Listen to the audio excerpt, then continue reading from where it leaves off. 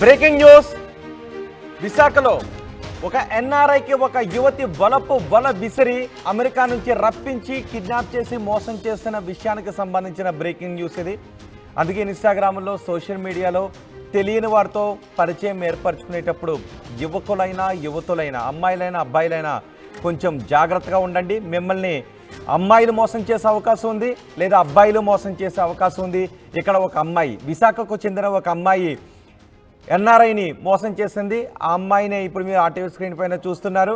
ఆ యువకుడు ఇప్పుడు పోలీస్ స్టేషన్లో ఫిర్యాదు చేశాడు. నన్ను ఈ యువతి మోసం చేసింది అంటూ ఆ యువకుడు, బాధిత యువకుడు పోలీస్ స్టేషన్లో ఫిర్యాదు చేశాడు. ఈ ఘటన విశాఖకు చెందిన యువతి అమెరికా నుంచి రప్పించి కిడ్నాప్ చేసింది అని చెప్తున్నాడు. ఆ యువతి పేరు జమీనా. అమెరికాలో ఉంటున్నాడు ఎన్ఆర్ఐ మనోహర్. ఇన్స్టాగ్రామ్లో ఈ యువతితో పరిచయం ఏర్పడింది. విశాఖకు చెందిన యువతి జమీనా. పరిచయం తర్వాత పెళ్లి చేసుకోవాలి అని యువతి కోరింది. విశాఖకు ఆ యువకుడిని రప్పించింది. విశాఖకు చేరుకున్న తర్వాత ఆ యువకుని కిడ్నాప్ చేసింది అని చెప్తున్నాడు. మనోహర్తో ఇన్స్టాగ్రామ్లో పరిచయాన్ని పెంచుకుంది. విశాఖకు చెందిన మురళీనగర్కు చెందిన జమీనా. ఆ జమీనా సోషల్ మీడియాలో కూడా యాక్టివ్గా ఉంటుందని చెప్తున్నాడు. విశాఖలో ఉంటున్న మనోహర్ తల్లిదండ్రులతోనూ పరిచయాన్ని పెంచుకుంది ఈ యువతి. మనోహర్ను పెళ్లి చేసుకుంటాను అని అతని పేరెంట్స్కు జమీనా చెప్పింది. పెళ్లికి మనోహర్ తల్లిదండ్రులు నిరాకరించారు. అంతే అమెరికాలో ఉంటున్న మనోహర్ను ఇండియాకు రప్పించింది. నేరుగా తన ఇంటికి తీసుకెళ్ళింది జమీనా.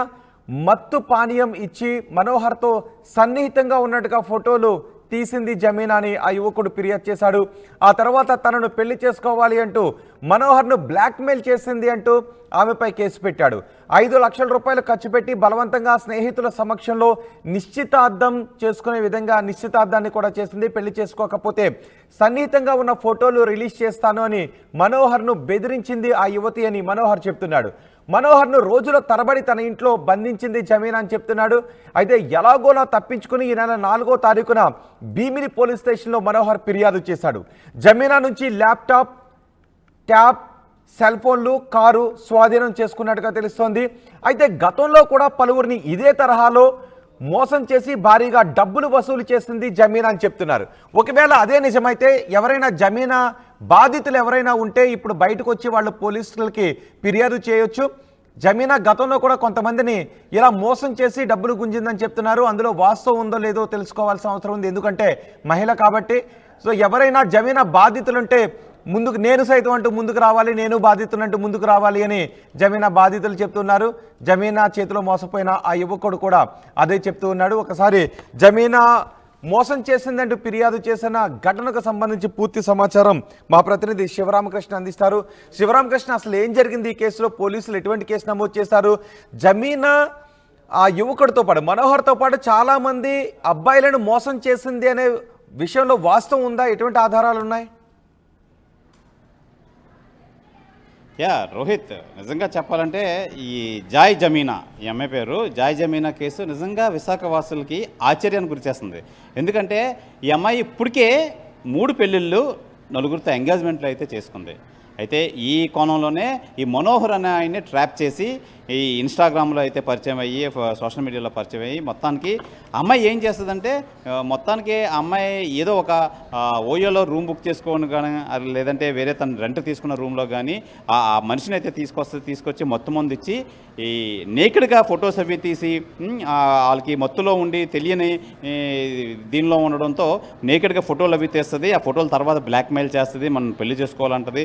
అలాగే వాళ్ళ దగ్గర ఉన్న మొత్తం డబ్బులు ఏమైనా ఉంటే డబ్బులన్నీ రాబడుతుంటూ ఉంటుంది. నిజంగా ఒక criminal mind set of mind ఉన్న ఈ జాయ్ జమీనా నిజంగా తవ్వి కొలితే చాలా ఆరోపణలు అయితే వస్తున్నాయి. అయితే ప్రస్తుతానికి ఈ ఎవరైతే ఎన్ఆర్ఐ ఉన్నాడో, ఎన్ఆర్ఐ భీమిలి పోలీస్ స్టేషన్లో అయితే కేసు పెట్టడం అయితే జరిగింది. భీమిలి పోలీసులు ఈ జాయ్ జమీనాను అదుపులో తీసుకొని రిమాండ్కి అయితే పంపించారు.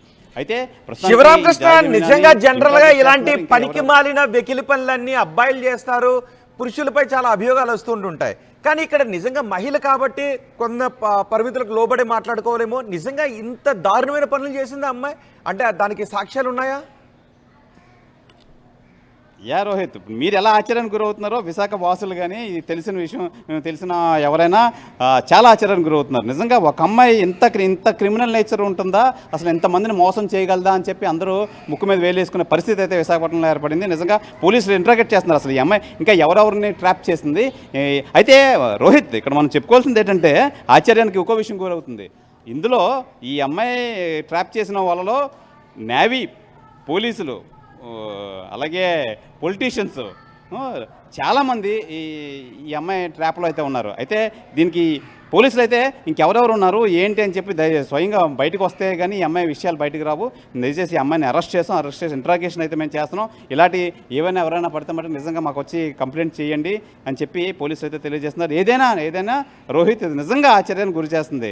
ఇంతమందిని ఎలా ట్రాప్ చేయగలిగింది ఒక అమ్మాయి. నిజంగా అమ్మాయి ఈ రీల్స్ కానీ, అమ్మాయి ఇన్స్టాగ్రామ్లో అమ్మాయి పెట్టిన రీల్స్, అమ్మాయి వీడియోస్ చూస్తే అసలు దాంతోనే అవతలని ముందు ట్రాప్ చేసి వాళ్ళని పిలిపించి అమ్మాయి దగ్గర పిలిపించుకున్న తర్వాత మొత్తం ముందు ఇచ్చి వాళ్ళని అన్కాన్షియస్ స్టేజ్లోకి అయితే తీసుకెళ్తుంది. అన్కాన్షియస్ స్టేజ్లో తీసుకెళ్ళిన తర్వాత వాళ్ళతో బెడ్ మీద పడుకోబెట్టి వాళ్ళతో ఫొటోస్ అవి తీసుకొని ఆ ఫొటోస్ని ఆధారం చేసుకుని తర్వాత వాళ్ళని బ్లాక్మెయిల్ చేసే ప్రక్రియలో అయితే వీళ్ళందరినీ మోసం చేస్తుంది రోహిత్.